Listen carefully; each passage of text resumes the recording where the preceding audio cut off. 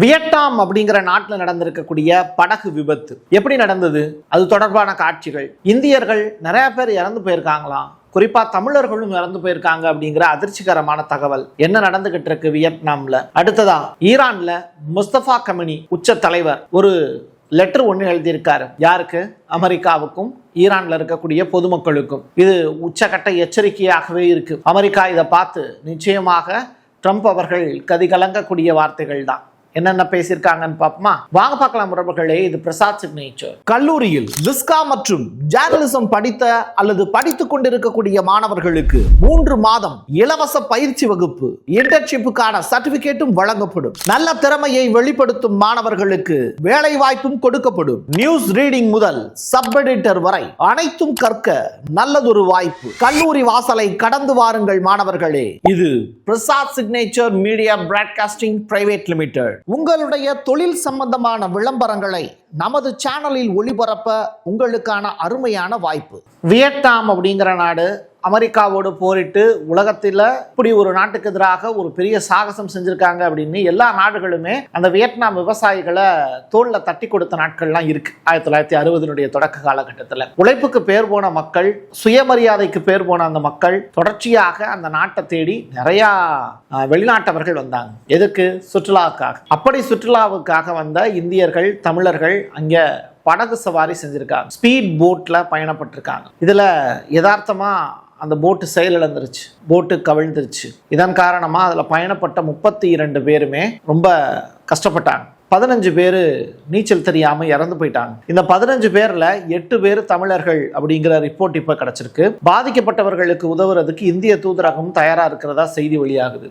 அது மட்டும் கிடையாது, அது தொடர்பான காட்சிகளும் ரிலீஸ் ஆயிருக்கு. ரெஸ்கியூ ஆபரேஷன்ல எப்படி ஈடுபடுறாங்க அப்படிங்கிறது தொடர்பான காட்சிகள். பிணக்குவியலாக தமிழர்கள் இங்க வந்து கிடக்குறாங்க அப்படின்னு. இங்க இருந்து வியட்நாம் போய் வியட்நாம்ல போய் இறந்து போகக்கூடிய ஒரு நிலை.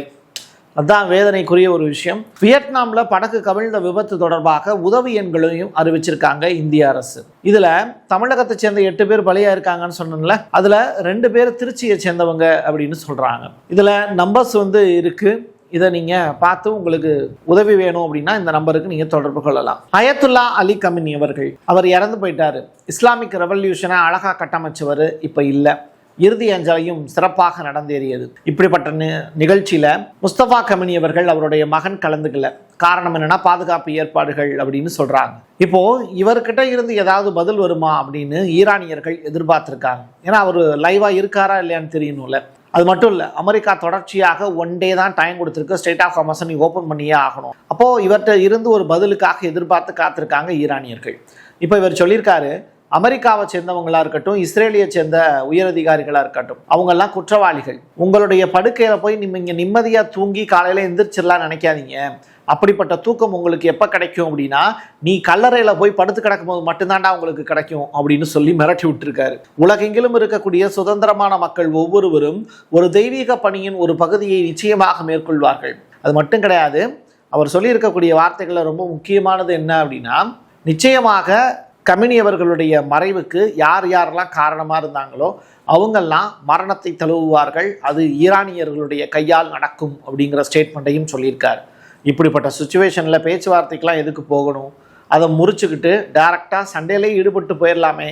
வெயிட்டிங் ஃபார் வார் அப்படிங்கிற வார்த்தையை தான் சொல்ல தோணுது. துபாய், அபுதாபி, புஜைரா இந்த இடங்கள் எதுவுமே நிம்மதியாகவே மக்கள் இருக்கக்கூடாது. UAE நமக்கு எதிராக துரோகம் செய்து விட்டது அப்படின்னு ஈரானியர்கள் நிறைய பேர் நினைக்கிறாங்களாம். கூடிய விரைவிலேயே அமெரிக்காவுக்கு எப்படி தண்டனை கொடுக்கணும் அப்படின்னு ஈரானியர்கள் நினைக்கிறாங்களோ அதே மாதிரியான ஒரு தண்டனையை UAEல இருக்கக்கூடிய அந்த நாட்டு மக்களுக்கும் அது கிடைக்கணும் அப்படின்னு இப்போ ஈரானியர்கள் நினைக்கிறதா ஈரானுடைய முன்னாள் அமைச்சர் முகமது மொக்தி இஸ்மாயிலி இப்போ சொல்லியிருக்காரு. இது பங்குச்சந்தைக்கு ரொம்ப ஆபத்தான ஒரு நிகழ்வு அப்படிங்கிற மாதிரி வேற ஒரு செய்தியும் பரவிக்கிட்டு இருக்கு. நீங்க சண்டை போடுங்க, சண்டை போடாதீங்க, பேச்சுவார்த்தை நடத்துங்க, நடக்காதீங்க, எரிபொருளை விற்பனை பண்ணுங்க, பண்ணாதீங்க, நான் லெபனான் மேல போர் தொடுக்க போறேன்னு சொல்லிட்டு இஸ்ரேல் தொடர்ச்சியாக லெபனானை அட்டாக் பண்ணிட்டு இருக்கு. இதுல தெற்கு லெபனான்ல இருக்கக்கூடிய மன்சூரி அப்படிங்கிற இடத்தை குறி வச்சு இஸ்ரேல் 2 வான்வழி தாக்குதலை இன்னைக்கு மட்டும் நடந்திருக்கு. இதுல ஏராளமான அப்பாவி பொதுமக்கள் இறந்து போயிருக்காங்க அப்படிங்கிற ஷாக்கான ரிப்போர்ட்டும் ரிலீஸ் ஆயிருக்கு. இந்தியாவினுடைய பிரதமர் நரேந்திர மோடி அவர்கள் நியூசிலாந்துல போய் மாவோரி இனக்குழுக்களோட நின்று அவங்க ஆடக்கூடிய டான்ஸ், அவங்களுடைய அந்த இனக்குழு கொடுக்கக்கூடிய மரியாதையை ஏற்றுக்கிட்டார். அதுக்கு முன்னாடி அவர் போன இடம் தான் ஆஸ்திரேலியா. ஆஸ்திரேலியாவில் இருக்கக்கூடிய மிக முக்கியமான நகரங்களுக்கு அல்பானிஸோட சேர்ந்து அவர் டிராவல் பண்ணார். தவிர நல்லா சிறப்பான வரவேற்புலாம் இருந்துச்சு.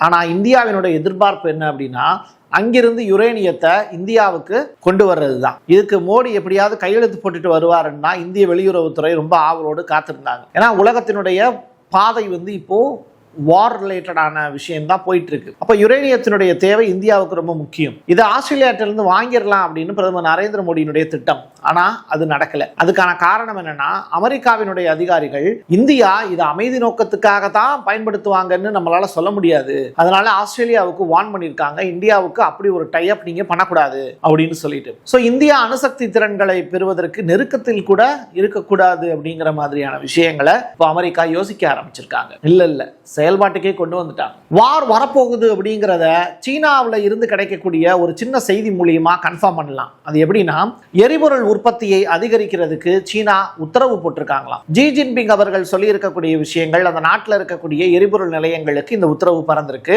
ஈரான் போருக்கு மத்தியில் எரிபொருள் உற்பத்தியை அதிக அளவில் பராமரிக்குமாறு எண்ணெய் சுத்திகரிப்பு நிலையங்களுக்கு சீனா ஒரு சுற்றறிக்கை அனுப்பிச்சிருக்கு. இது ரொம்ப ரொம்ப இம்பார்ட்டன்டான ஒரு செய்தி. வாருக்கான சமிக்கை ஈரான்ல இருந்தோ அமெரிக்காவில் இருந்தோ வரணும்னு அவசியம் இல்லை. ஒன்று ரஷ்யாவில் இருந்தோ சீனாவில் இருந்தோ வரலாம்.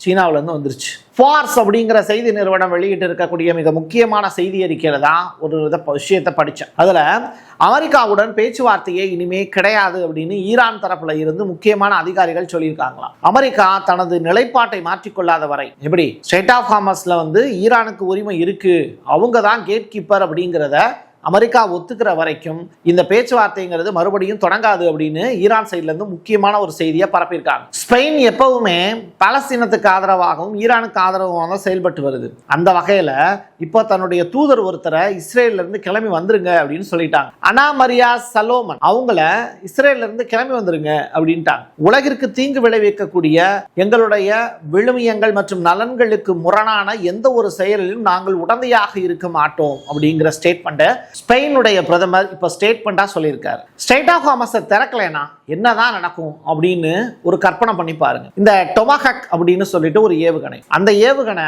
கடலுக்கு அடியில இருந்து இல்ல கடலுக்குள்ள இருக்கக்கூடிய நீர்மூழ்கி கப்பல்ல இருந்து டைரக்டா நிலத்தின் மீது தாக்குதலா நடக்கும். அது வருதுங்கிறதே யாருக்கும் தெரியாது. அப்படிப்பட்ட ஒரு ஏவுகணை தான் இதை ஏற்கனவே அமெரிக்கா ஈரான் மேல ஏவிருக்காங்க. ரைட்டா? மினாஃப் அப்படின்னு சொல்லிட்டு ஒரு ஸ்கூல் இருக்குல்ல, 168 குழந்தைகள் இறந்து போனது, அது இதை வச்சு தான் முடிச்சாங்க. ஸோ அப்படிப்பட்ட ஒரு ஏவுகணையை 1000க்கும் மேற்பட்ட ஏவுகணைகளை ரெடியா லான்ச் பண்ணி வச்சிருக்காங்களா அமெரிக்கா. ஸோ லான்ச் பண்ணிட்டாங்க. அடுத்து பட்டனை தட்டினா ஈரான் காலி. இதுதான் அமெரிக்காவோட பிளான். 1 டே டைம் கொடுத்துருக்காங்க. சண்டே அதுவுமா ரெஸ்ட் எடுக்க போறாங்களா அமெரிக்கா, ஓய்வு நாள்னு சொல்லிட்டு மண்டேல இருந்து ஸ்டார்ட் பண்ண போறாங்களாங்கிறது தெரியல. 24 ஹவர்ஸ்ல ஒரு பெரிய பிக் அப்டேட் ஒன்று கிடைக்க போகுது. அதற்காக நீங்களும் காத்துருங்க, நானும் வெயிட் பண்றேன். என் கையெழுத்து என் மக்களுக்கான உறவுகளே, மீண்டும் ஒரு பதிவில் சந்திக்கலாம். நன்றி, வணக்கம். கல்லூரியில் விஸ்கா மற்றும் ஜேர்னலிசம் படித்த அல்லது படித்துக் கொண்டிருக்கக்கூடிய மாணவர்களுக்கு 3 மாதம் இலவச பயிற்சி வகுப்பு, இன்டர்ன்ஷிப்புக்கான சர்டிபிகேட்டும் வழங்கப்படும். நல்ல திறமையை வெளிப்படுத்தும் மாணவர்களுக்கு வேலை வாய்ப்பும் கொடுக்கப்படும். நியூஸ் ரீடிங் முதல் சப் எடிட்டர் வரை அனைத்தும் கற்க நல்லதொரு வாய்ப்பு. கல்லூரி வாசலை கடந்து வாருங்கள் மாணவர்களே. இது Prasad signature media broadcasting private limited. உங்களுடைய தொழில் சம்பந்தமான விளம்பரங்களை நமது சேனலில் ஒளிபரப்ப உங்களுக்கான அருமையான வாய்ப்பு.